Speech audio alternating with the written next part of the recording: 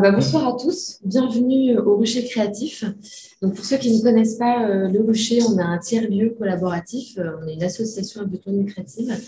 Donc, on a un lieu où on vient travailler au quotidien. Il y a des résidents qui ont leur poste de travail ici. On peut venir coworker, on peut venir manger à la cantine éthique, une cuisine saine et locale avec des personnes qui sont en insertion professionnelle. Et on peut venir à différents événements, ateliers et conférences pour apprendre sur différents sujets: la transformation numérique des entreprises, l'entrepreneuriat pour les porteurs de projets, le développement personnel ou le bien-être en entreprise, la culture et la citoyenneté, et la RSE, donc le sujet qui va nous intéresser ce soir. On fonctionne avec les adhérents en mode collaboratif, donc ils sont bénévoles. Et donc les personnes qui ont organisé l'événement de ce soir sont issues de la commission RSE, mais quelques personnes présentes ce soir. Et donc tous les adhérents peuvent contribuer à la vie et l'animation du Rucher Créatif. Et donc ce soir, nous allons parler des piliers de la RSE. Donc c'est la première table ronde, nous allons en avoir 4 d'ici juin 2022. L'objectif est de parler de la RSE d'une façon assez globale pour comprendre ce que c'est déjà, parce qu'on en parle beaucoup de plus en plus, mais pour certains, ça reste un acronyme, on ne comprend pas ce qu'il y a derrière. Et cette responsabilité sociétale des entreprises, qu'est-ce qu'on y met derrière, comment on fait pour se lancer dans cette démarche, et comment on fait pour aller plus loin, pour être motivé, et pas que ce soit juste une obligation légale, mais aussi qu'on y aille avec conviction. Donc ce soir, c'est la première. Donc je suis Emeline Bossé, en charge des relations entreprises et des offres et des partenaires au Rucher Créatif. Mais j'ai une double casquette, je suis aussi designer éco-responsable, où j'aménage des espaces professionnels pour les professionnels. C'est pour ça que cette thématique m'est doublement à cœur. Donc avec moi ce soir, Michael Noblo, qui est co-directeur de Y-School, donc l'écosystème basé à Troyes sur les formations, et aussi président de Planète RSE Aube, donc un sujet aussi important dont tu pourras parler. Russell Kelly, donc ancien dirigeant de Norelem, une industrie auboise basée à Fontaine-les-Grès, fabricant et fournisseur, et vous êtes leader mondial des composants standards destinés à la construction et à l'ingénierie mécanique. Aujourd'hui, tu es président de la startup Smart Data Performance et de l'UMM de Champagne-Ardenne. Donc aussi différentes casquettes qui seront intéressantes à explorer ce soir avec cette thématique. Et enfin, Gilles Topin, notre consultant expert ce soir, parce qu'à chaque table ronde, nous aurons un expert qui nous apportera un petit peu de théorie qui pourra compléter l'expérience des entreprises présentes. Donc Gilles, consultant RSE du réseau de Consult. Donc tu accompagnes les entreprises dans l'évolution de leur démarche RSE via des audits notamment, la mise en place d'un process RSE, ou développement et à l'élaboration de la stratégie ou au suivi tout simplement de cette démarche RSE au sein des entreprises. Exactement. Bonsoir à vous trois, merci d'avoir accepté notre invitation. Et je vais dans un premier temps laisser la parole à Gilles pour faire une petite intro, pour nous dire, pour avoir une base commune à chacun, parce que vous avez déjà une bonne connaissance de la RSE, ce n'est pas forcément le cas de tout le monde. Voilà, qu'on ait une base commune pour la discussion ensuite. Donc, Gilles, je te laisse la parole. Merci. Bonsoir à tous. Je vais essayer de parler de la responsabilité sociétale des entreprises à travers un certain nombre d'exemples. Je vais en préambule. Je parle plus fort. Ouais. En préambule, je vais commencer par vous dire qu'au quotidien, chacun d'entre nous participe à ce qu'on peut appeler la protection de l'environnement et le développement social. Aujourd'hui, les gouvernements, les organisations internationales, à travers le GIEC, l'ONU, la loi Pacte en France ou encore la COP26 qui vient de se terminer, s'activent pour faire évoluer les mentalités et surtout pour faire prendre conscience de la nécessité d'agir par rapport aux conséquences de l'activité économique et en particulier sur l'environnement. J'ai noté sur le dérèglement climatique, mais aussi sur les conditions de travail, sur la prise en compte de l'humain et sur un facteur qu'on oublie quelquefois dans la RSE, c'est sur l'éthique des affaires. C'est une des parties importantes de la RSE. Aujourd'hui, les entreprises, auboises, françaises, toutes les entreprises, doivent prendre conscience de leur interaction et de leur dépendance au concept du développement durable. Les entreprises sont aujourd'hui un levier essentiel et primordial à la réussite du changement. En tout cas, c'est ce qui se dessine aujourd'hui. On peut donc dire que démarrer une démarche RSE aujourd'hui, c'est devenir une entreprise responsable. Émile vous l'a dit, les RSE s'articulent aujourd'hui autour de 3 piliers principaux. Donc, je vais essayer de vous donner quelques petits exemples simples de ces piliers et de voir comment ils s'intègrent à la vie d'une entreprise. Le premier, je vais vous parler de ce qu'on appelle le pilier social de la RSE et je vais plutôt parler du secteur des ressources humaines, des RH. Actuellement, en France, il n'y a jamais eu autant d'offres d'emploi. Et malheureusement, beaucoup de profils sont compliqués, voire impossibles à recruter. Qu'est-ce qu'on peut en déduire? On peut en déduire qu'il est crucial de conserver les meilleurs éléments de chacun dans son entreprise. Et que pour ça, il faut mettre en place une politique sociale forte avec un véritable ancrage territorial. Le travail, c'est une forme d'épanouissement pour les collaborateurs dans l'entreprise. Donc, je ne crois pas me tromper que c'est pas parce qu'on va mettre en place quelques toboggans, des baby-foot et des croissants que les gens ils vont rester dans votre entreprise. Il faut offrir des perspectives d'évolution importantes dans les entreprises. Quand on a un grand turnover dans une entreprise, c'est du savoir-faire qui s'en va vers l'extérieur. Et ça génère pour l'entreprise un vrai coût financier, un coût de recrutement, un coût de formation. C'est ce qu'on devrait développer dans le pilier social de la RSE. C'est toute cette partie de collaboration avec l'ensemble des collaborateurs de l'entreprise et comment on leur propose un épanouissement dans l'entreprise. Parler d'un second pilier qui est le pilier environnemental.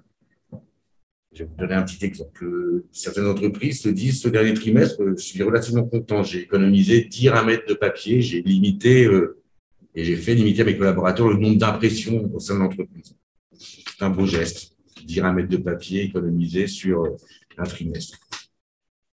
Dans le levier environnemental, il faut se poser un certain nombre de questions. Ces 10 ramètres de papier, est-ce qu'on s'est posé la question de savoir d'où provenait le papier? Est-ce que ce papier vient de forêts gérées, prévues pour l'industrie papetière, ou est-ce que c'est la déforestation de la forêt amazonienne? On ne se pose pas toujours cette question-là. C'est relativement important. Ce que je veux dire par là, c'est que la transition écologique, ça s'entend autour d'actions concrètes et raisonnées. Un second exemple, et beaucoup d'entreprises sont assez concernées par ça aujourd'hui, c'est les chefs d'entreprise qui sont relativement fiers d'avoir renouvelé en totalité ou partiellement leur parc automobile par des véhicules électriques. Sauf que les véhicules électriques, est-ce que vous les avez choisis produits en France? C'est plutôt bien, parce que c'est des véhicules électriques qui sont produits à l'autre bout de la planète et qui ont traversé cette planète pour être livrés, avec donc une empreinte carbone désastreuse et surtout un dumping social. Donc le dumping social, c'est la moins-disance sociale et de chercher les salariés moins bien payés à l'autre bout du monde pour augmenter les profits. Donc là, on est dans le cadre d'un levier environnemental, mais vous vous rendez compte que le levier environnemental, c'est directement lié et au social et à l'économique. En fait, ces 3 piliers, ils sont toujours transversaux. Il n'y a jamais un pilier qui ne fonctionne que dans un sens. Le dernier pilier, qui est le pilier économique de la RSE, je vais vous parler de l'énergie. On sait aujourd'hui que la demande énergétique, elle va croître de 35% sur les 5 prochaines années. C'est évident que le prix de l'énergie, il va continuer à augmenter. Je ne pense pas qu'il va baisser. Donc, la question que je me pose et que je pose aux chefs d'entreprise aujourd'hui, c'est dans quelle mesure les entreprises, elles ont intégré le prix de l'énergie dans leur coût de production aujourd'hui? Est-ce qu'une entreprise aujourd'hui, elle peut rester compétitive demain ou après-demain si l'ensemble de ses prix subit une augmentation conséquente? Ce que j'en déduis, c'est que la RSE, en particulier ce levier économique, ça doit être utilisé comme un levier d'innovation. Il faut améliorer la rentabilité de l'entreprise. Comment on fait? On fait une réduction des coûts, on pense à la production d'énergie différente, on fait de la prévention des risques dans l'entreprise et on fait des gains de productivité. Pour information, en France, les entreprises de plus de 500 salariés, 100 millions d'euros de chiffre d'affaires, elles ont l'obligation de formaliser leur démarche RSE à travers un document qui s'appelle une DPEF, une déclaration de performance extra-financière. Naturellement, ces entreprises, à un moment, elles vont demander à leurs parties prenantes. Les parties prenantes, ce sont tous les gens qui ont une interaction avec votre entreprise. Les clients, vos collaborateurs, vos fournisseurs, mais aussi les riverains, les institutions publiques, tout ce sont les parties prenantes d'une entreprise. Ces entreprises qui ont une obligation de DPEF aujourd'hui, à terme plus ou moins long, elles vont demander à leurs parties prenantes d'avoir aussi une démarche RSE. Ça veut dire qu'il va devenir rapidement nécessaire d'avoir une démarche RSE pour répondre, entre autres, aux appels d'offres publics et privés. C'est le cas pour répondre dans quelques mois aux appels d'offres de la SNCF. La SNCF a décidé, dans sa politique RSE, d'imposer à l'ensemble de ses fournisseurs d'avoir une démarche RSE. Un certain nombre d'entre vous travaillent certainement sur le secteur, avec le secteur public. Même si aujourd'hui, si la RSE n'est pas une obligation, à terme, elle va le devenir par rapport au marché. C'est pour moi trouver ce que j'ai appelé les facteurs clés de succès. C'est une façon d'accroître les avantages concurrentiels de notre vie économique. Voilà, je vous donne deux exemples d'entreprises. La première, je pense que ça va vous parler. Je pense que tout le monde connaît la marque Nespresso. Nespresso a entamé il y a quelques années une vraie démarche RSE et s'est engagé en particulier dans la préservation de l'environnement. L'objectif, c'était proposer un café 100% neutre en carbone. C'était l'objectif premier de Nespresso. Qu'est-ce qu'ils ont fait? Ils ont mené un projet d'agroforesterie dans 25 pays dans le monde. En France, Nespresso plante aujourd'hui 500 000 arbres par an pour compenser la consommation de café sur le territoire français. Ils ne sont pas arrêtés là. Ils ont travaillé à la réduction de l'empreinte carbone par une réduction de l'énergie. Donc ça, c'est du laboratoire d'innovation et du gain d'énergie au niveau de la consommation de leurs machines. Les machines aujourd'hui sont moins énergivores qu'elles ne l'étaient avant. Ils ont mis en place dans leur boutique des LED, parce qu'ils ont aussi pensé à la production énergétique. Et puis ensuite, ils ont mis, je pense que les gens qui consomment l'Espresso le savent, un système en place pour le recyclage de leurs capsules. Ils ont aujourd'hui 5000 points de collecte en France. Et pour information, le marc de café qui est récupéré lors de ces collectes s'est transformé en biogaz et en compost. Et depuis le début 2021, les nouvelles capsules sont fabriquées et recyclées avec de l'aluminium recyclé à 85%. Ça, c'est la démarche Nespresso. Maintenant, Nespresso, c'est un grand groupe. On a quelquefois du mal à s'identifier à une entreprise de la taille de Nespresso. Donc, j'ai trouvé une autre entreprise en Touraine, en 2019, une entreprise de plomberie et de chauffage qui était à la limite du dépôt de bilan. Elle trouve un repreneur, un dépôt de bilan pas par manque de marché, en particulier par manque de personnel, de techniciens et donc de chauffagistes, plombiers, climaticiens. Elle a trouvé un repreneur qui a immédiatement intégré de la RSE à sa stratégie d'entreprise et à sa stratégie de reprise. La première démarche qu'il a eue, c'était de dire, moi, les gens qui travaillent dans l'entreprise, c'est la force vive de l'entreprise. Il a donc remis l'humain au cœur de l'entreprise. Il a fixé un système de semaine de 4 jours. Donc, une partie des salariés travaillent du lundi au jeudi, les autres travaillent du mardi au vendredi. Première chose, c'est qu'aujourd'hui, cette entreprise recrute uniquement sur le principe du bouche à oreille. Il a offert un certain nombre d'autres choses. Il a pris en charge à 100% la mutuelle. Il a augmenté en partie les salaires. Il a créé un compte épargne-temps. Son objectif, c'était de monter en gamme et d'améliorer l'organisation et de remettre l'humain au centre de son entreprise. Ses clients de cette entreprise sont les EHPAD, les grandes surfaces, les centres commerciaux, les entreprises de la région et un certain nombre d'autres, et aussi quelques particuliers. Il ne publie aucune offre d'emploi aujourd'hui. Tout se passe par le bouche à oreille. Les gens sur le terrain, qui sont, si je peux utiliser ce terme, fiers d'être collaborateurs de cette entreprise, sont les premiers promoteurs de l'entreprise sur le plus gros problème que rencontrait cette entreprise. Économiquement, il a fixé un objectif à l'ensemble de ses collaborateurs, c'était de dire, puisqu'on travaille sur 4 jours, changez aussi votre méthode de travail. Donc, essayez de terminer vos chantiers au plus vite. Pas n'importe comment, mais au plus vite. Il a aujourd'hui, sur le plan économique, moins de frais de repas, moins de frais de déplacement sur les plus courts et surtout des interventions moins longues, ce qui fait qu'il y a une satisfaction client qui est en augmentation. Cette petite entreprise, elle est aujourd'hui à 50 salariés sur 3 agences dans le sud de Touraine. C'est plutôt intéressant. Le CA, j'ai eu quelques chiffres. Leur CA a progressé en 2020, il arrive à 3 millions d'euros et il termine 2021 avec 5 millions d'euros de chiffre d'affaires. C'est un exemple d'une entreprise qui a intégré la RSE à sa stratégie d'entreprise. De façon assez générale, c'est une source France Stratégie. Les entreprises qui ont aujourd'hui entamé une démarche RSE, elles sont 13% plus performantes que les autres entreprises. C'est une source France Stratégie. Voilà. Je vais vous donner une autre petite analyse, une autre petite étude, c'est publié par le Natural Marketing Institute, qui dit que En 2021, 65% des Français choisissent d'acheter ou au contraire de boycotter les marques en fonction de la perception des valeurs qu'elles défendent. L'un ou l'autre. Ça veut dire quoi? Ça veut dire qu'aujourd'hui, être une entreprise socialement responsable qui entame une démarche RSE, c'est plus accessoire. C'est de rentrer dans l'ordre des choses.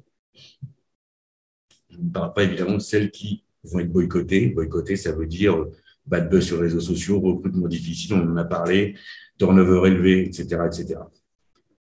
Je vais conclure en vous disant qu'au cœur des entreprises aujourd'hui, tous, vous faites déjà des actions qui sont en lien direct avec les RSE. Aujourd'hui, on vient pour se parler comment on entame, comment on met en place une démarche RSE. Il faut le faire de façon relativement simple. Il faut commencer par faire un diagnostic de ce que vous faites, valoriser ces actions, puisque vous les faites déjà, et puis, suite à ça, développer une stratégie, trouver un certain nombre d'axes de progrès. Mais ma phrase de conclusion, elle est relativement simple. C'est que la RSE aujourd'hui, c'est un levier vers un nouveau développement économique et social des entreprises. C'est remettre l'humain au cœur des entreprises. Voilà, merci. Merci Gilles pour cette intro.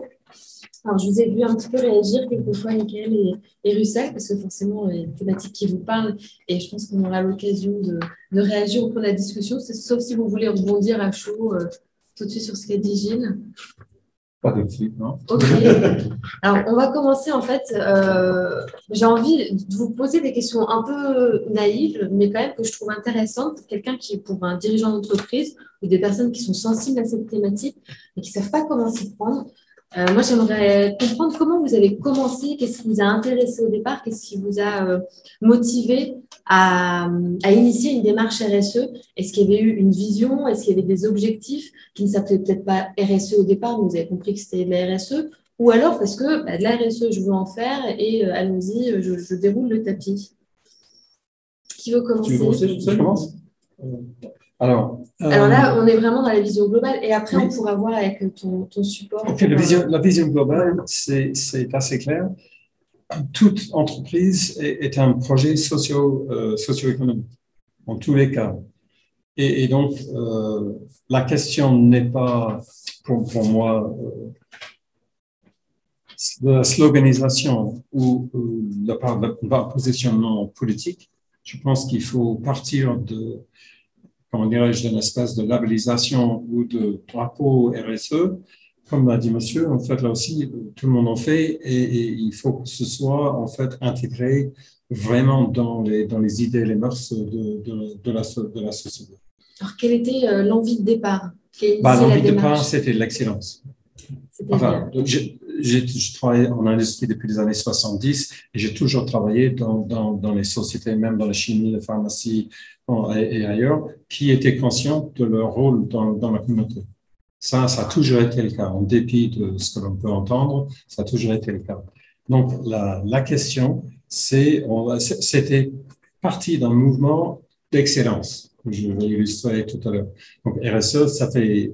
En fait, on a intégré en fait aussi comme partie de ça, mais ça allait de soi en fait là aussi. Et puis on retrouve les bénéfices, mais c'était une volonté. Je dis, on a commencé en 2012 de réfléchir à ça et la mise en place à partir de 2014. Mais c'était une démarche d'excellence vers l'excellence au niveau mondial. Excellence qualité. Alors. Est-ce que tu m'avais parlé aussi de la comparaison avec l'industrie allemande, puisque Norelem appartient à un groupe allemand, oui. Et où la France était peut-être dévalorisée en termes de qualité industrielle à l'époque. Pour que l'on dise, en fait, c'est effectivement, en fait, là aussi, les Allemands sont des gens polis, et ne vous direz pas en face, en fait, là aussi, mais pense tout bas, en fait, là aussi, ça c'est clair aussi. Mais en fait, notre démarche d'être en fait dans notre aspect de la mécanique. Et aujourd'hui, il y a 11 installations dans le monde, en fait, là aussi, de Norelem. Donc, je dirais, notre objectif, c'était d'arriver à la classe mondiale en passant par la classe allemande. Et s'il y a quelque chose que je ne peux pas entendre aujourd'hui, c'est Deutsche Qualität. En fait, là aussi, je l'ai vécu. En fait, là aussi, et donc, on est aussi bien, voire meilleur. Donc, on était concurrents en interne parce que tout le monde est en concurrence interne dans les groupes. Donc, on tenait déjà la route vis-à-vis de. Puis, donc, les points dans le monde d'excellence, c'est le sud-ouest de l'Allemagne, c'est la Suisse qui est le sud-ouest de l'Allemagne, et la Corée et le Japon. Et donc, on était déjà performants par rapport aux Allemands. Donc, l'objectif, c'était en fait là aussi d'avoir vraiment un objectif d'excellence en fait comme ça. Et donc, d'installer ça parce qu'il faut un mécanisme pour le faire. Et donc, le mécanisme, c'était la gestion d'entreprise par la qualité totale. Okay. Donc, un aspect était ça, donc, qui m'enchaînait plus tard. Mais tout le monde en fait.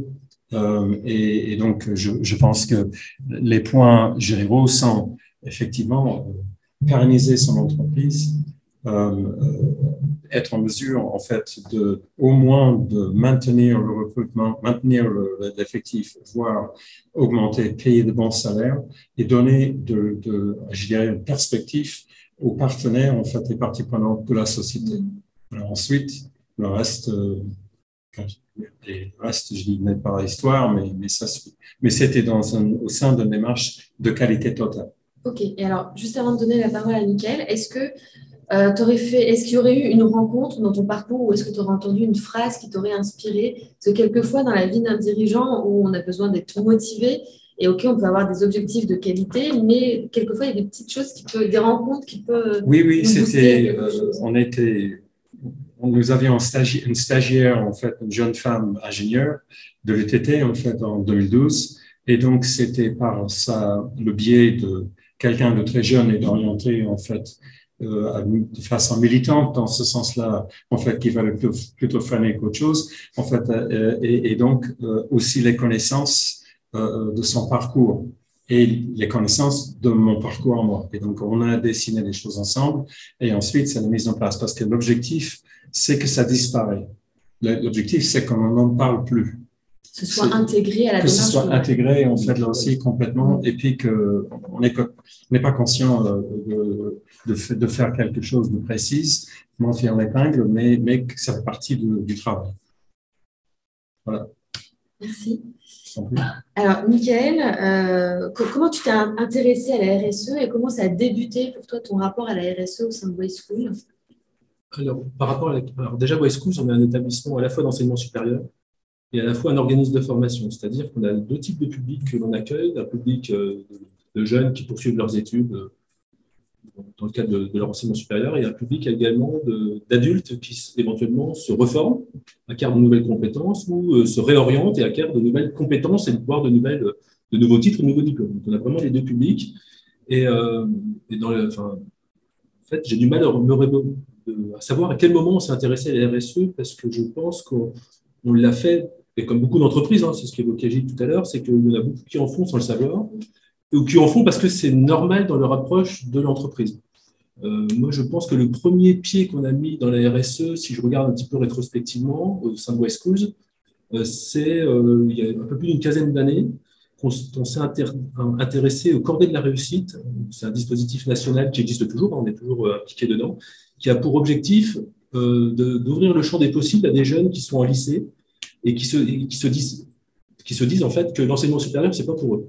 Et là, l'objectif pour nous, ça n'a pas été de dire il faut qu'ils viennent chez nous, parce que ce n'est pas forcément l'objectif à ce moment-là, mais l'objectif, c'était de leur ouvrir le champ des possibles, justement, et de se dire, on va vous accompagner, nous, en tant qu'établissement, avec nos collaborateurs, mais également avec nos étudiants, parce que ça fait aussi grandir nos étudiants, pour justement les emmener à envisager l'enseignement supérieur en université, dans un établissement public, dans un établissement privé, peu importe, mais de leur dire que ça peut être également pour eux, et de lever des barrières, même si le supérieur n'est pas forcément un passage obligé et ce n'est pas forcément quelque chose d'important et nécessaire pour tout le monde. Il y a de très beaux métiers sans aller dans le supérieur, mais néanmoins, c'était d'éviter que certains s'auto-limitent ou s'auto-censurent sur le supérieur.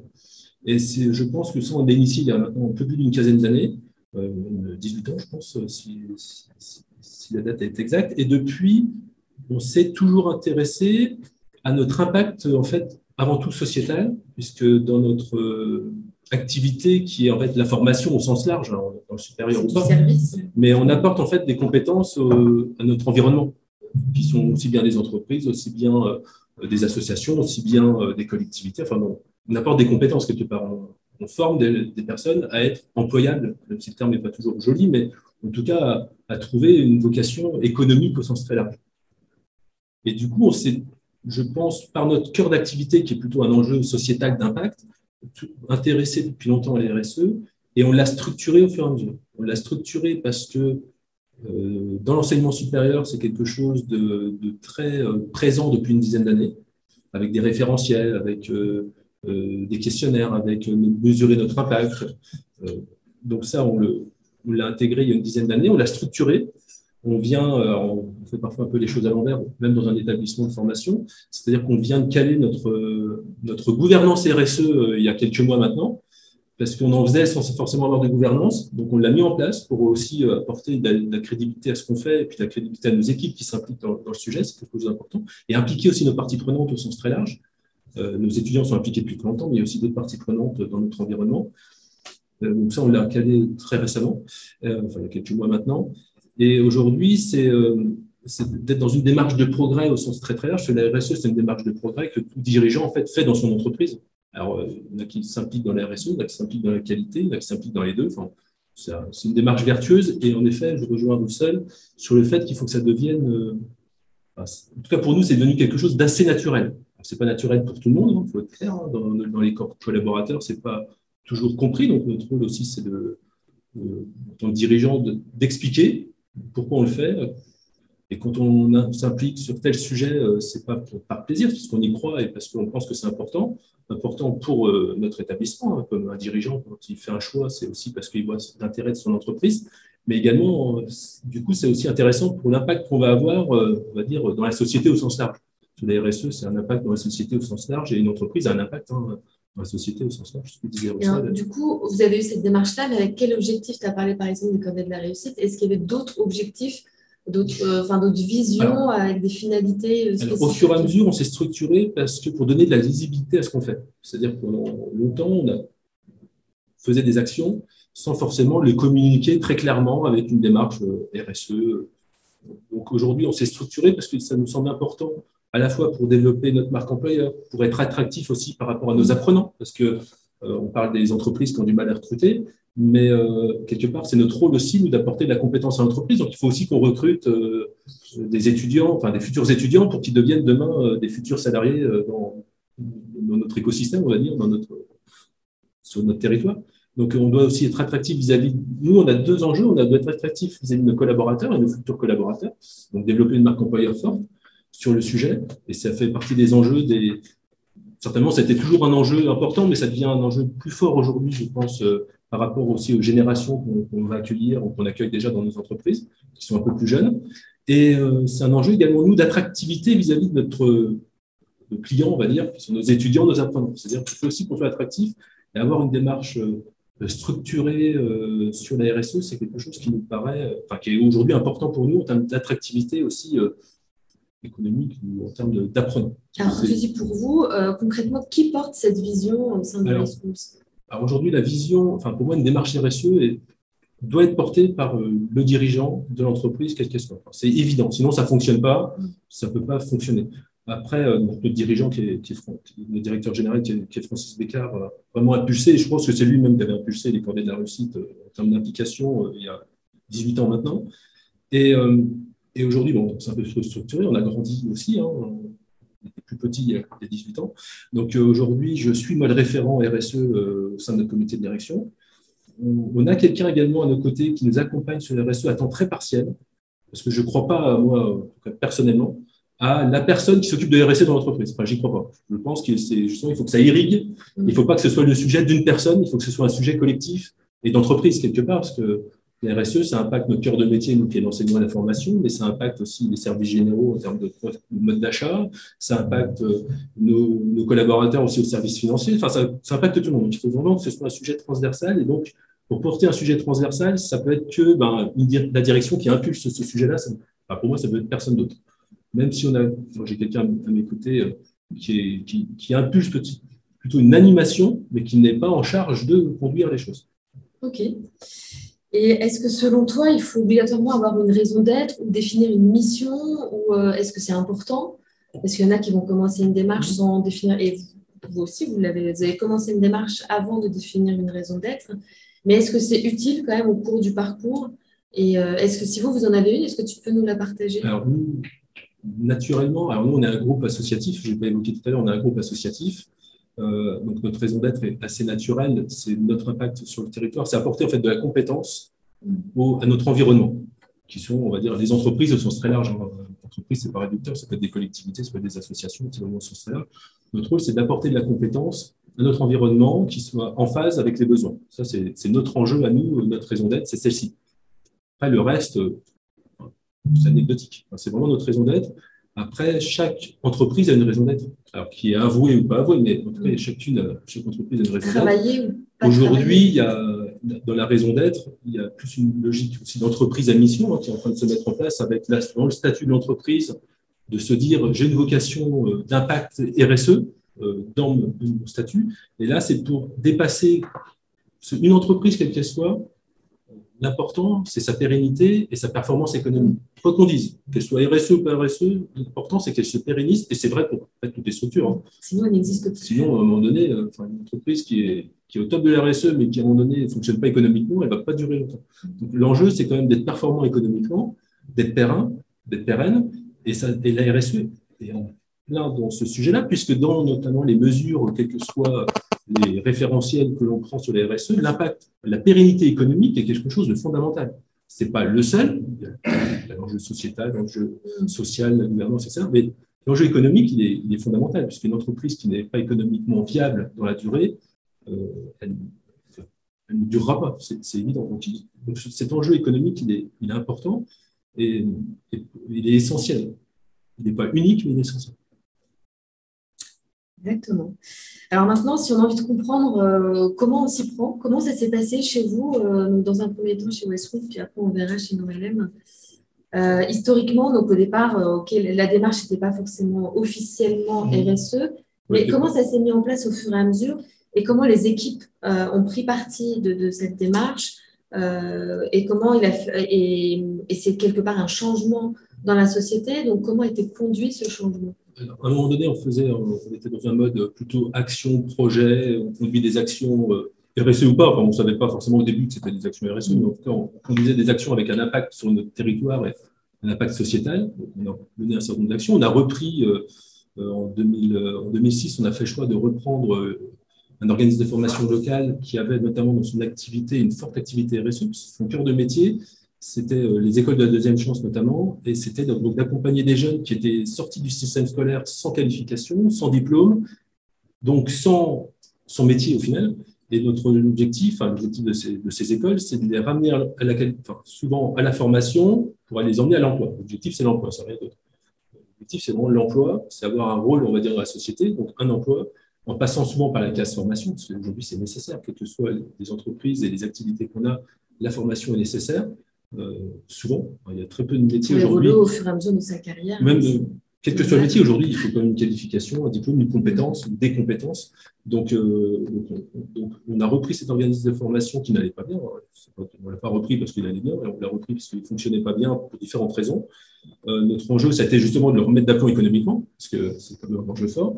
Et ça a été aussi de conserver ces activités qui sont des activités compliquées à gérer, compliquées parce que le public je ne veux pas dire qu'il n'est pas évident, mais il faut s'adapter au public, qui est un public qui est éloigné de l'emploi, qui naturellement, même si ça s'appelle l'école de la deuxième chance, mais en fait, le but, c'est pas de leur rappeler l'école, c'est de leur rappeler qu'on est en mode centre de formation et non pas école, c'est quelque chose d'important, les ramener à l'emploi et donc travailler en mode projet avec eux, en permanence, sur des sujets de la citoyenneté, des sujets environnementaux, parce que ça parle également.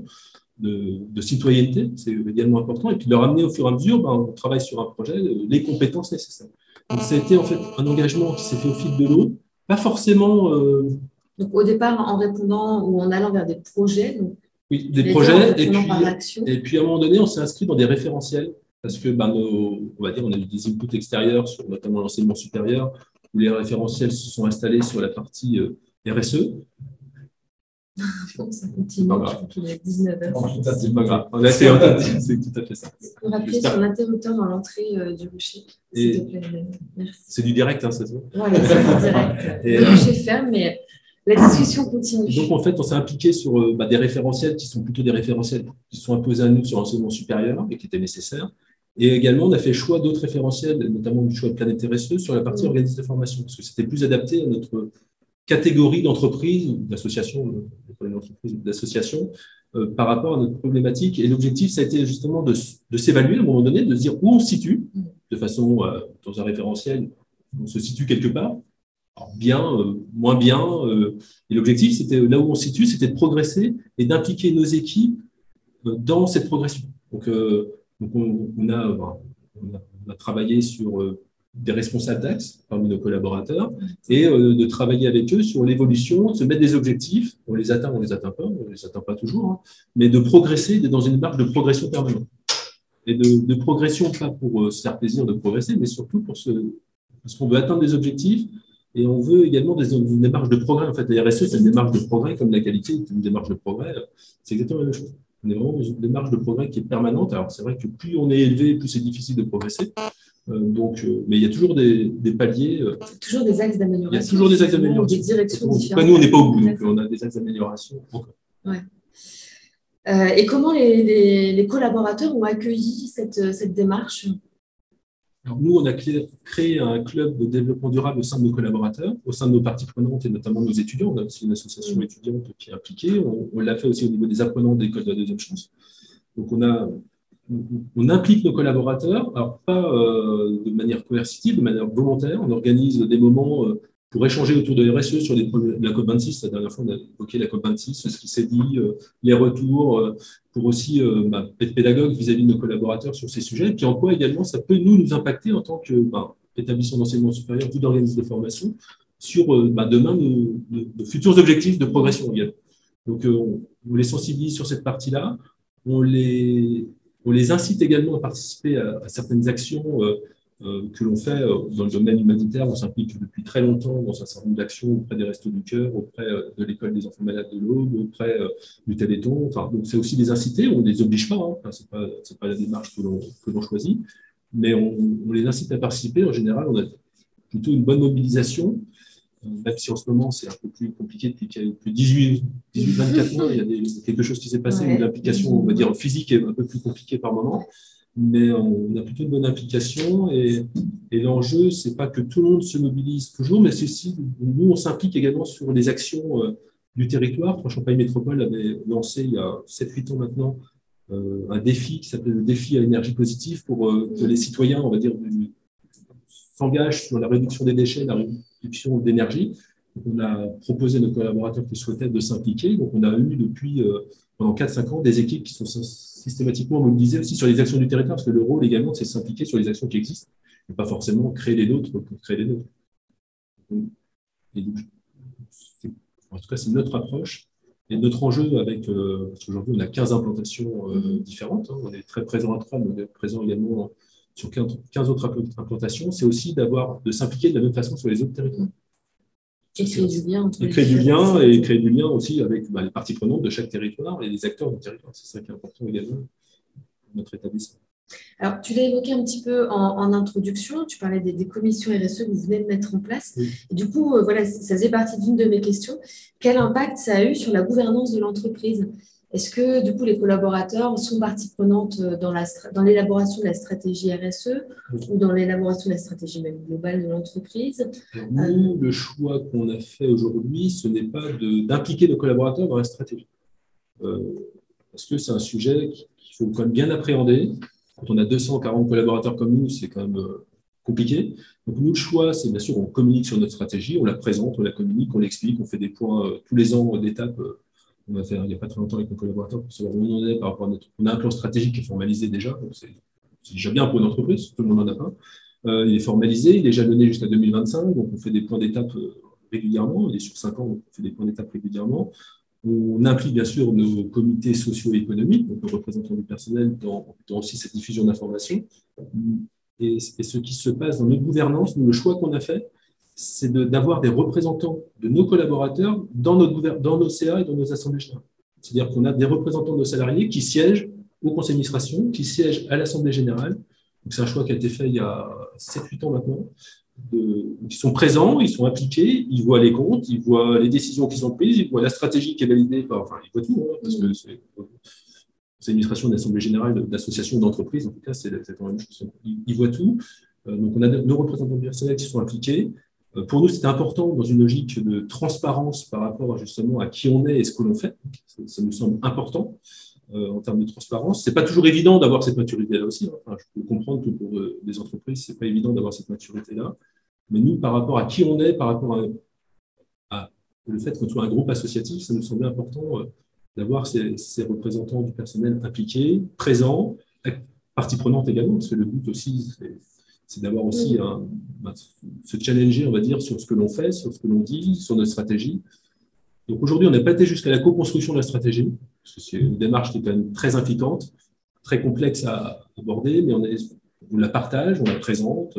Et alors, qu'est-ce qui a été mis en place dernièrement en termes de gouvernance? Alors, nous, c'est sur notre gouvernance, en fait, sur notre approche RSE, on a mis en place un comité de pilotage chez nous en interne, qui était déjà existant, mais qu'on a officialisé, avec un comité de suivi, qui est au niveau de notre comité de direction, et avec un mode de gouvernance également, qui va être où on implique nos parties prenantes, c'est-à-dire on va avoir des apprenants qui vont être partie prenante des choix que l'on va faire, des apprenants, des étudiants, enfin, quand je mets apprenants, c'est des stagiaires et puis des étudiants.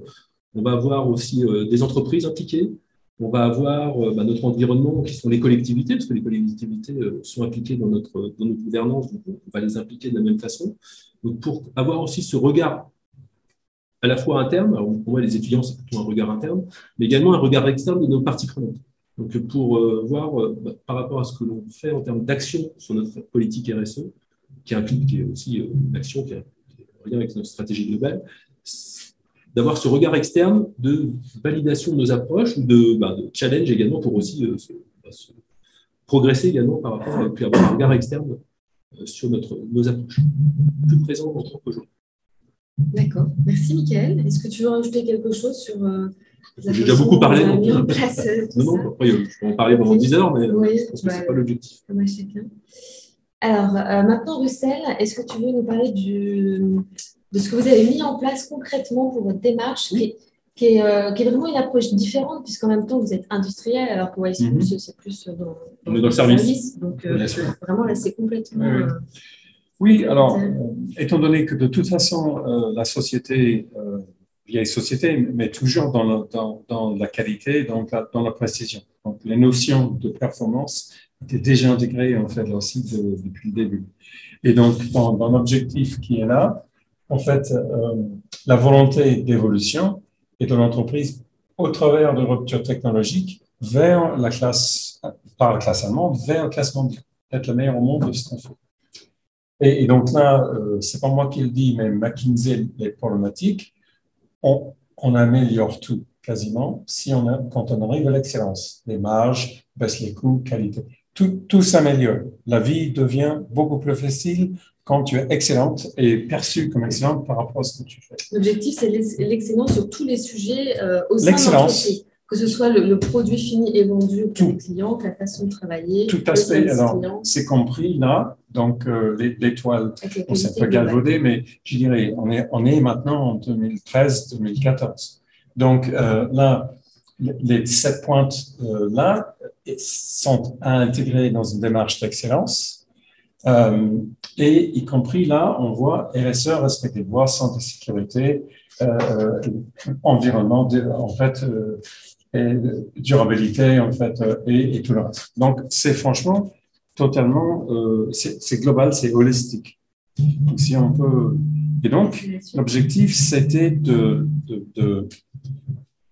d'utiliser quelque chose qui existait déjà dans la société, c'était en fait la certification ISO. Et donc, évidemment, tout le monde avait déjà l'habitude des audits et tout ça. Et en 2015, il y a un changement dans le référentiel qui a intégré la notion de partie prenante et la notion de risque. donc la risque partie prenante. Donc, je dirais, ça a transformé les choses comme quelque chose qui était un peu introspectif, à vraiment à devoir se poser des questions par rapport aux parties prenantes. Donc là, et l'objectif, c'était d'intégrer à partir de la stratégie groupe jusqu'au plan stratégique qualité. Next slide. Voilà.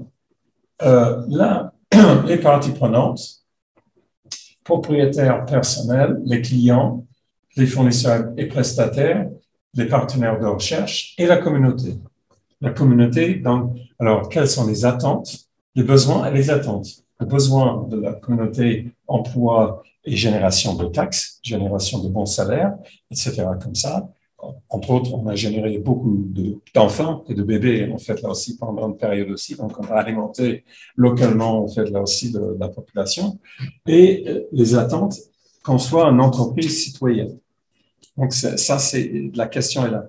Donc, dans la certification ISO, on décompose la société dans ces processus, ça c'est très clair.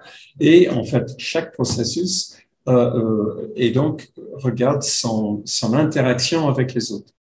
Et donc maintenant, donc la question de et donc comme on dit en anglais et donc pétri et puis mis au four. Donc, c'est dans le plus, c'est fractal.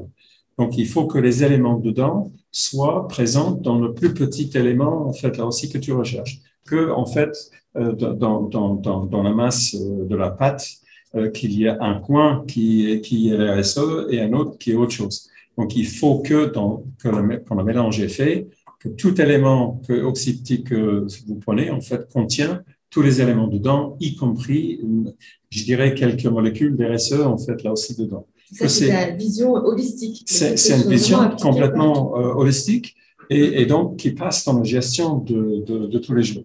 On peut regarder ça. Donc, ça, c'est l'évaluation de performance environnementale parce qu'il y a la certification ISO 9001, mais aussi la certification 14000. Dans la certification 14000, donc, tu évalues. Et donc, ce que nous avons fait, c'est d'utiliser un requis de la certification, donc la revue de direction. C'est lors de la revue de direction que vous évaluez l'efficacité de votre système de qualité. Donc, vous prenez les données d'entrée, vous analysez par rapport aux objectifs que vous êtes fixés et vous voyez si le process fonctionne. Donc, nous avons en fait là aussi à la fois 9001, mais également en fait 14000. Dans lequel on a des objectifs d'environnement.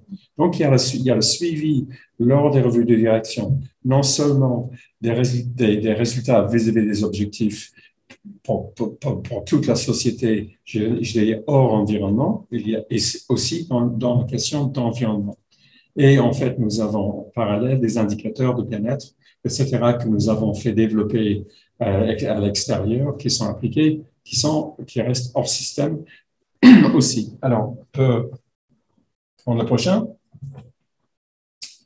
Donc, là, pendant la revue de direction, en fait, on dégage les pistes d'amélioration pour l'année suivante, pour l'exercice suivant, voir si les indicateurs sont de bons indicateurs, et en fait, on décide quels sont les objectifs pour la période suivante.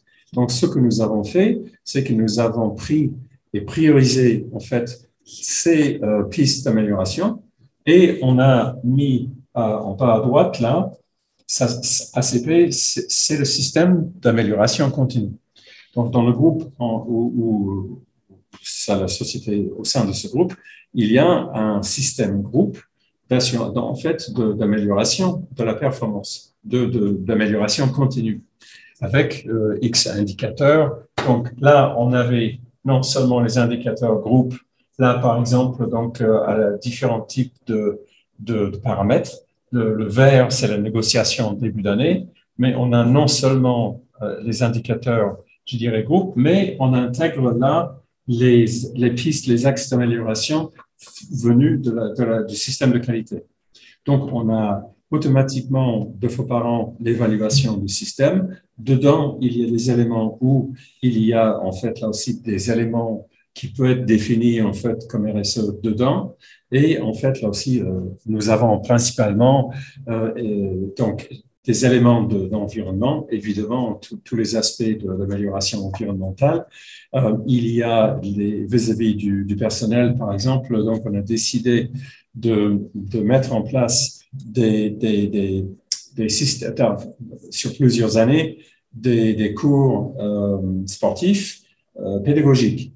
Donc, l'objectif, c'était de mettre à disposition des gens et des familles des techniques de sportifs de haut niveau, de gestion de leur stress, par exemple. Donc, on a mis en place, je dirais, le micro-sieste, on a mis en place la cohérence cardiaque, en fait, plein de différentes choses. Et mais de façon pédagogique. L'objectif, c'était que les gens se prennent en main et sachent gérer, en fait, leurs propres éléments. Comment constituer une séance, je dirais, de sport en gym, etc., comme ça. Donc, plein de différentes choses comme ça, mais avec une optique pas de se mettre à la place d'une salle de sport, mais en fait aussi d'améliorer, parce que dans l'usinage ou dans notre activité de supply chain, on fait appel aux meilleurs prestataires en fait de formation, en fait aussi qu'il y a. Donc, on voulait la même chose pour les salariés, pour les aspects en fait là aussi qui sont pressants et intéressants pour eux. Et aussi, autre chose, c'est que la société citoyenne doit faire en sorte à ce que toute personne dans la société, à un moment donné, est capable de quitter la société et de s'intégrer, en fait, là aussi, dans un autre emploi, soit meilleur, soit équivalent.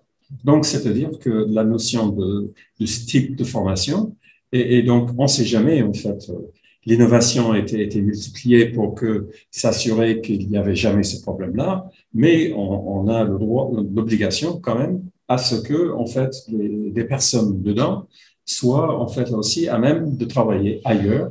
Et toutes ces méthodes-là, bon, j'enchaîne pas avec ce qui était dit, c'était pas l'objectif, mais ça nous a amélioré, en fait, la quantité et la qualité des candidatures que nous avons eues.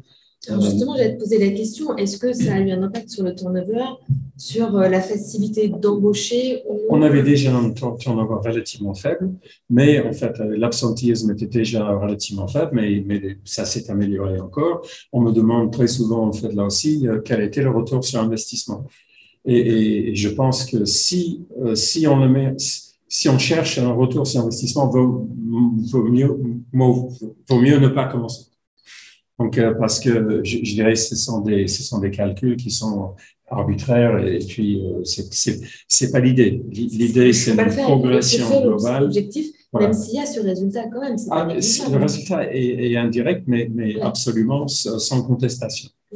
Absolument. Donc, soutien des assos sportifs. On a décidé de travailler par le sport, des assos sportifs. Mais simplement, je dirais l'équipe féminine de rugby, en fait, aussi, je dirais plein d'autres choses. C'est l'implication territoriale aussi. Territoriale, pour qu'il y ait une espèce de fierté, en fait, je dirais, d'appartenance. À part, évidemment, mais ça, c'est plutôt commercial, je dirais, le logo sur les estacs. Mais ça, c'était une autre démarche complètement. Néanmoins, ça donnait, en fait, je dirais, quand les gens, souvent, en fait, là aussi, quand le stack prenait un but, en fait, là aussi, et puis qu'il y avait, en fait, le logo derrière, en fait, beaucoup de gens voyaient, en fait, là aussi, voilà, par exemple, j'exagère, mais ça nous a, en fait, aussi, mais donc, c'est une démarche d'ouverture. Et donc, l'RSE est par définition une démarche d'ouverture de la société. Je crois beaucoup à la société inversée, c'est-à-dire tourner à l'envers vers la société. En fait, là aussi, c'est parce que, bon, bref, je pense que le nombre de secrets dont on détient dans chaque société, en fait, il n'y en a pas beaucoup. Mais donc, il vaut mieux que tout le monde sache comment on travaille, pourquoi on travaille comme ça, et puis, à la rigueur, en fait, là aussi, des petites choses. En fait, il était obligatoire d'accéder à toute demande de stage de découverte par les familles, etc., les localités. Voilà. Donc, c'est vraiment holistique. Et donc, on a fait par la qualité, pas parce qu'il faut, mais parce que c'était déjà une démarche en cours. Donc, on voit là la démarche industrielle qui est très structurée par enfin, les deux Oui, ISO. bien sûr. Mais au final, la volonté, elle est la même, avec une vision derrière. Alors, du coup, même question, comment ont été intégrés les collaborateurs à cette démarche? On a un vrai changement derrière, une vision globale qui change, et au quotidien, des changements aussi. Oui. Comment les collaborateurs ont adhéré à cette nouvelle vision de l'entreprise? C'était pas vraiment en fait un changement parce que c'était déjà dans la qualité et on était déjà dans un élan d'amélioration. Donc effectivement, quand je dis nous allons être les meilleurs au monde, on m'a rayonné. Enfin, ça c'était pas à la mode en 2013 en fait en France, mais je dirais là petit à petit en fait. C'est par les réalisations que ça marche. Ce n'est pas par les dires. Ce n'est pas par les slogans ou ce n'est pas par les programmes. J'ai travaillé dans le passé pour des sociétés américaines où chaque année, il y avait un nouveau thème et puis c'était, je dirais, mais c'est quoi cette année, en fait, voilà. Mais c'était jamais 2 années de suite. Donc là, on a de l'adhésion derrière quand les choses commencent à être visibles et marchent. Voilà. Donc, et c'est ce que tu me disais en préparant cette discussion, c'est que tu ne veux pas parler de politique RSE, mais tu préfères que ça passe tout de suite par des actions et que ce soit concret pour les personnes concernées. Complètement, oui, c'est ça. C'est comme l'innovation aussi. Ça ne se décrète pas, l'RSE, ça ne se décrète pas, ça s'intègre et donc, évidemment, on en parle, mais on n'a jamais parlé avec, je dirais, le label. On n'a jamais parlé d'RSE, on l'a fait. Et je pense que c'est surtout ça. Donc, voilà.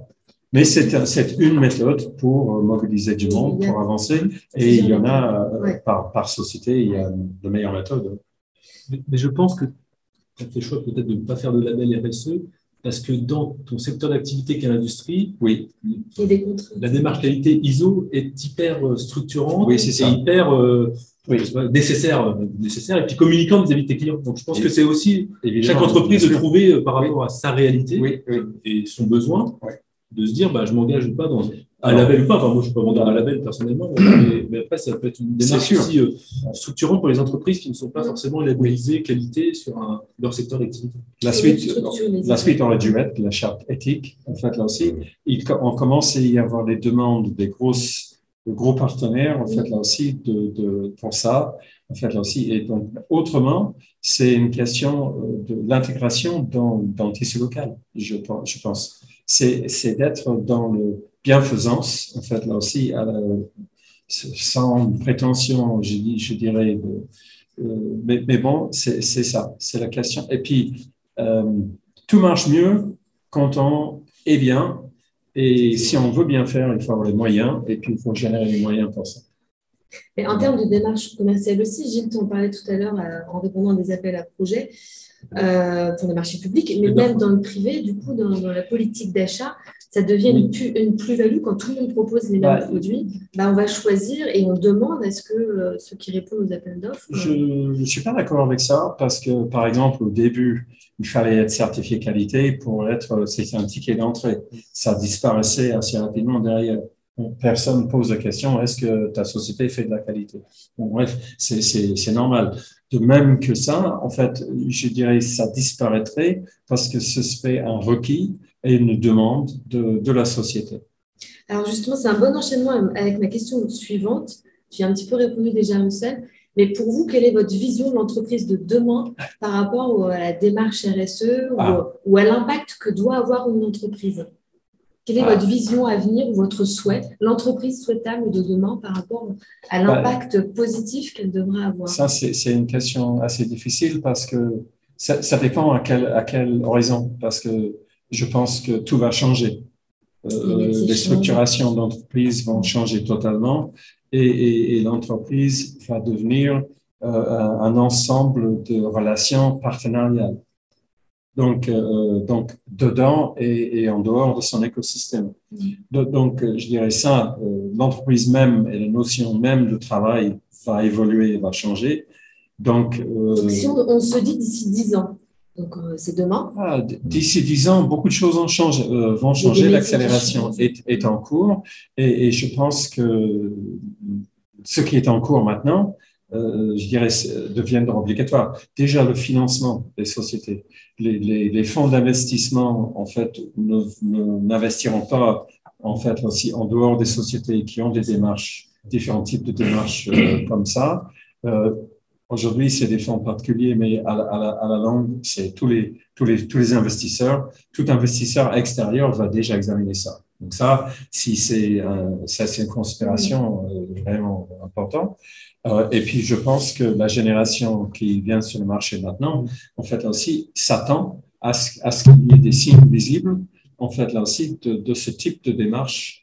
Et puis, de toute façon, une stratégie de société, long terme, même 10 ans, c'est très long terme. Dans l'industrie, c'est très, très long terme, 10 ans. Je dirais, la stratégie doit être en phase avec les évolutions sociétales. Aucune stratégie, en fait, basée sur autre chose va perdurer.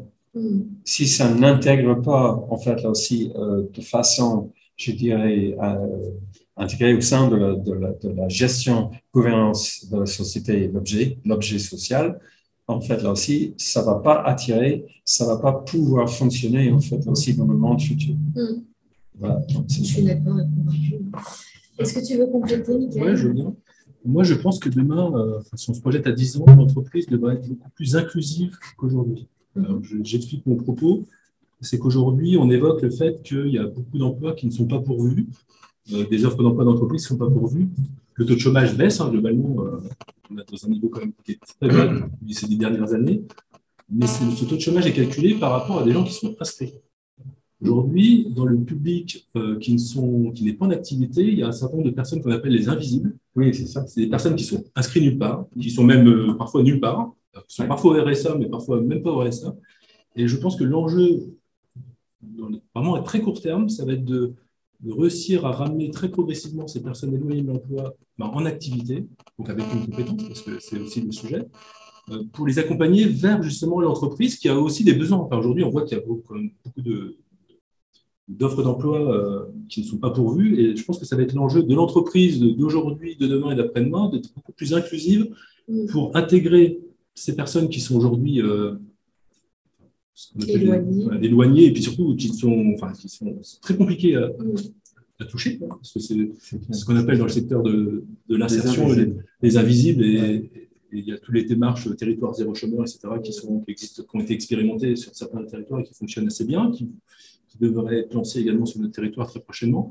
Je pense que c'est un enjeu très, très fort en termes de compétences, de recrutement pour les entreprises à court terme, mais c'est aussi un enjeu de l'entreprise d'être plus inclusive, c'est ce qu'évoquait Russell, d'être citoyenne. En fait, elle n'est pas toute seule dans son monde, c'est-à-dire que l'entreprise, sur son territoire, sur son lien avec peut-être des associations, peut-être avec le monde sportif, le monde bénévole qui a aussi sa crise aussi en ce moment, de recrutement également et de difficultés. Donc, je pense que l'entreprise devra être de plus en plus inclusive si elle veut continuer à pouvoir être attractive en termes de recrutement, mais également exister vis-à-vis de ses parties prenantes, dont ses clients, mais pas uniquement ses clients. Je pense qu'elle devra vraiment être beaucoup plus impliquée sur…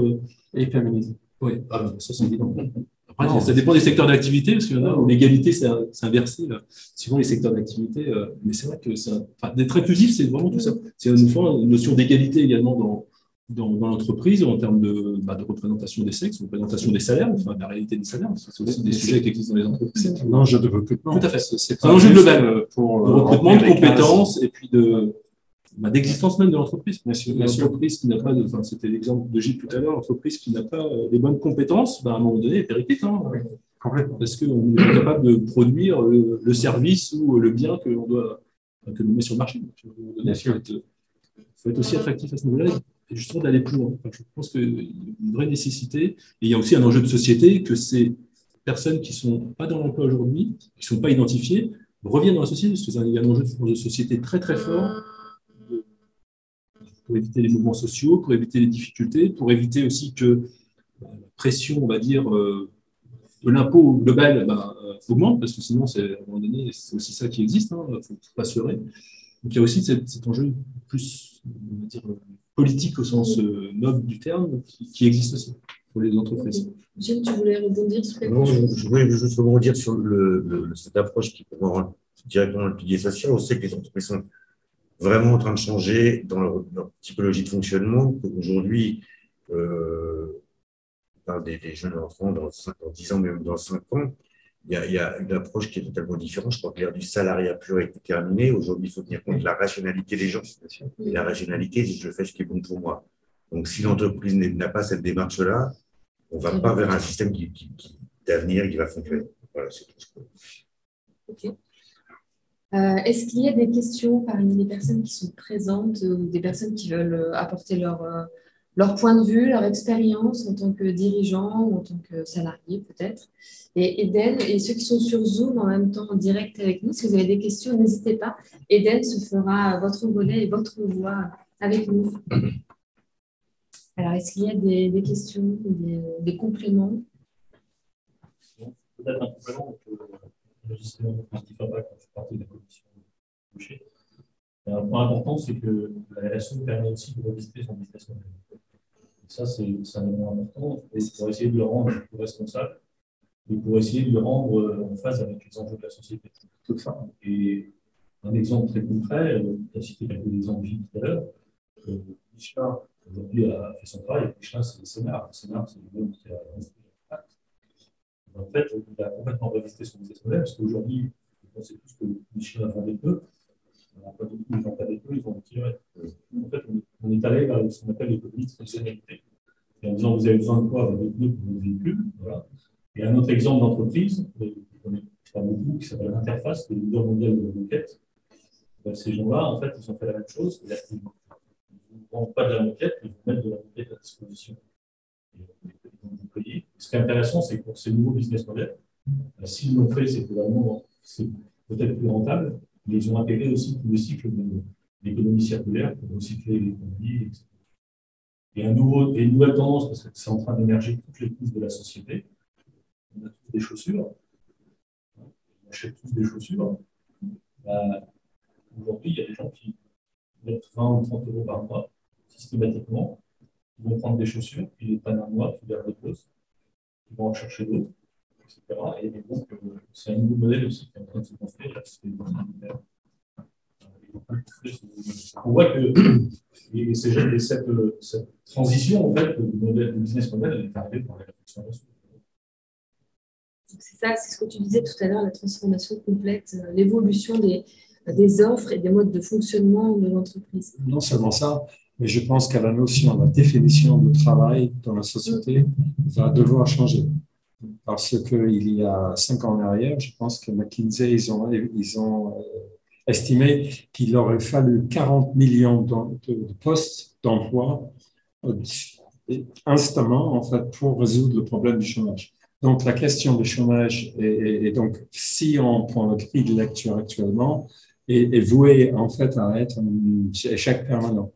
Donc, je pense que la société évolue, les différentes mœurs et la notion de ce qui est une contribution à la société va devoir être redéfinie. Parce que autrement, et puis avec ça, la partage je dirais, des fruits de la société aussi. Donc, on n'arrivera pas en poussant le modèle, en essayant de courir plus vite dans un modèle qui a fait 100 ans. De même qu'on fait aussi quelques autres aspects de notre modèle actuel. Donc, c'est ça. Mais bon, je suis un peu trop futuriste pour Jamais trop pour moi. Alors, j'ai une question, une dernière pour chacun de vous.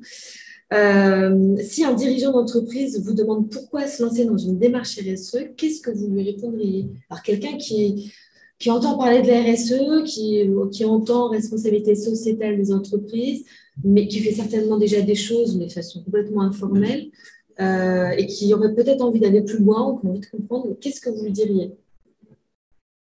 Secouez-vous. Alors, le but, c'est de l'aider quand même, de lui donner envie d'y aller. Michael. Non, moi, je pense qu'il y a toujours...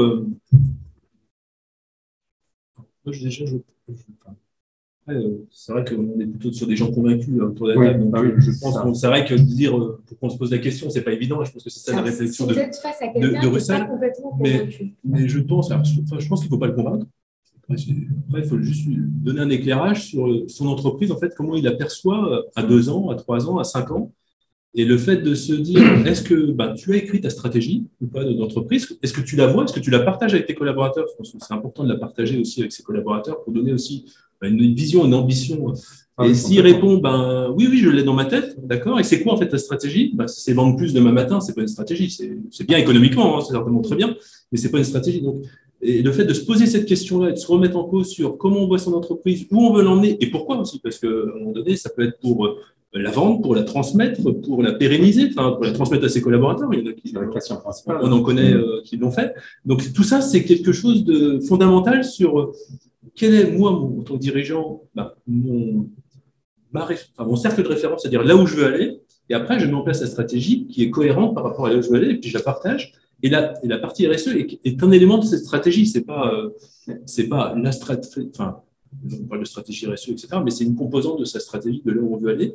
Et je pense que le fait de se poser ces questions-là, ça fait progresser son entreprise, et donc ça la rend également plus efficace économiquement. Et je pense que j'emmènerai moi, sur ce terrain-là, sur se poser des questions et se dire là où tu veux aller, comment tu progresses et comment tu la rends plus pérenne, parce que la RSE, c'est comment je pérennise mon entreprise au final. C'est pas... Exactement. On peut la pérenniser de différentes façons, la transmettre, la vendre, c'est aussi une manière de la pérenniser. C'est pas grave en soi, bien au contraire. Mais c'est vraiment de se poser cette question-là de là où on veut l'emmener, pourquoi on veut l'emmener. Okay. Et le fait d'écrire sa stratégie, ça permet aussi de la modifier.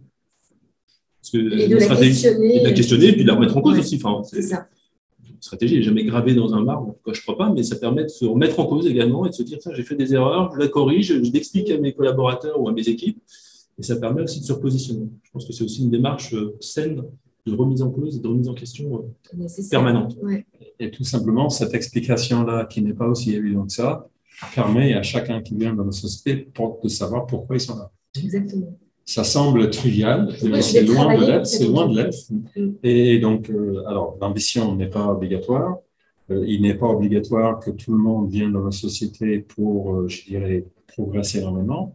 C'est tout à fait respectable qu'il y ait des gens qui sont là pour gagner leur salaire, etc.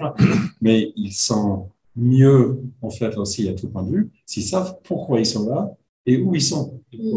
Donc, pour quelle valeur ils travaillent, finalement. Pour quelle raison. En fait, là aussi. Et donc, surtout, si le chef d'entreprise n'est pas clair, là, il y a de l'inclarté qui se propage comme nos brouillards chez la région, en fait, là aussi, ça c'est sûr. Donc, c'est complètement d'accord avec ça. Alors, Gilles, ça fait partie, à la limite, de ta relation avec tes prospects, avec tes clients. Pour ceux qui voudraient y aller, ils ne savent pas comment, pourquoi il faut y aller, en fait? En fait, je rejoins en grande partie ce que dit Mickaël. On a parlé de pérennité de l'entreprise. Et pour moi, il faut rejoindre un triptyque simple. On a parlé de mission, vision, et surtout, quelles sont les valeurs de l'entreprise. Et ne pas oublier, c'est mon côté un peu intégriste, les générations futures. Donc, aujourd'hui, ça fait partie de la vie de l'entreprise. Une fois qu'on a rassemblé ces trois mots, je crois que tout le monde peut comprendre pourquoi il faut intégrer la RSE à sa stratégie. Voilà. Merci. Est-ce qu'il y a encore des questions là sur Zoom? OK. Merci beaucoup pour vos interventions, vos éclairages. Alors, je vais finir quand même avec les prochains rendez-vous, puisque je vous ai dit que ce soir, c'est le premier rendez-vous. Donc, les 3 autres dates à retenir, où à chaque fois, on a parlé des différents piliers. On va les détailler un petit peu plus à chaque fois avec des entreprises locales, de l'industrie, du service, des startups, avec des statuts vraiment différents à chaque fois et à des tailles différentes. Donc, le 23 février, la RSE comme levier de transformation pour une entreprise pérenne et responsable, donc sur la longévité de l'entreprise. Le 27 avril, on parlera du changement climatique, comment mon entreprise peut être actrice du changement climatique. Et enfin, le 22 juin, on parlera de l'aspect social, donc comment mon entreprise, avec la RSE, comment la RSE peut être levier de motivation pour ses collaborateurs. Donc là, pour tout simplement garder ses collaborateurs auprès de soi, pour recruter facilement, et puis travailler dans de bonnes conditions. Donc voilà pour les prochains rendez-vous que l'on travaille avec les différentes personnes qui font partie de la commission RSE. Et moi, j'aurais envie de finir avec une petite citation qu'on m'a donnée ce matin, qui est issue du président de la planète RSE, quelqu'un qui est venu au Rucher ce matin. C'est le délégué général. Voilà. Alors, ce n'était pas sa citation à elle, mais c'est du président de l'association Planète RSE. parce qu'on parle de RSE, de responsabilité sociétale des entreprises, ça ne parle pas forcément. Eh bien, lui, il l'explique en disant que c'est RSE pour redonnons du sens ensemble. Et ça, je trouve que ça parle bien, c'est assez généraliste et universel. Voilà, donc j'avais envie de finir avec ça ce soir. Merci encore une fois à vous tous. Merci à vous d'être venus, ceux qui nous suivent en direct. Donc, on a enregistré, ce sera disponible ensuite sur notre plateforme Rucher Learning et sur notre page YouTube, donc gratuitement et accessible à tous. Et vous pourrez la repartager si vous le souhaitez. Et merci à Aiden. Et merci à Aiden pour la logistique et la lumière. Voilà. Bonsoir et à bientôt. Bonsoir. Merci.